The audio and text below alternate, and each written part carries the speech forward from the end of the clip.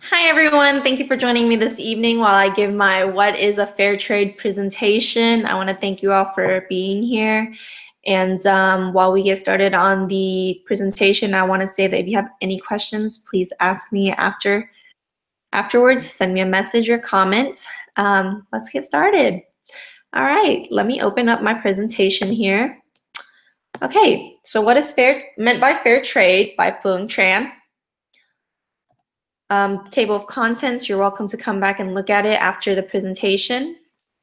So what is fair trade? Fair trade is an organized social movement and a market-based approach to empowering developing countries, producers, and promoting sustainability. It's a movement that advocates for fair prices and as well as social and environmental standards related to the production, the purchasing, and the selling of such items in a wide variety of goods. Fair trade is an alternative approach to conventional trade. It's based on a partnership between producers and consumers. When farmers are able to sell on a fair trade term, it provides them with a better deal. This allows them the opportunity to improve their lives, to actually plan for their future. Fair trade also offers the consumer a powerful way to reduce poverty through their everyday shopping, which is great because everyone shops all the time. A pro of fair trade is going to be better pay and community benefits for these producers. When you purchase fair trade products, it ensures the people that made them are able to enjoy, a better wage so that they can actually enjoy a better life. Fair trade organizations also allow participants to invest their money back into their community to support things such as education, better medical care, which is amazing. Fair trade groups also promote environmentally sustainable practices, which encourages things like recycling and the use of natural materials and the bans of pesticides or harmful substances.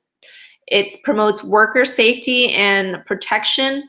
So, workers in these fair trade organizations are going to enjoy a much safer working environment and condition. Everything's got to meet a rigorous standard, no harmful substance that's completely prohibited.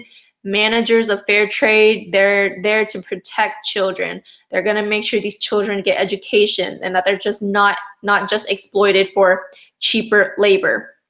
Discrimination against religion, against gender is banned in a fair trade business. It provides, equality for all workers. The cons, though, of a fair trade is that there are going to be some high fees. There are going to be fees to join, and there's going to be annual fees.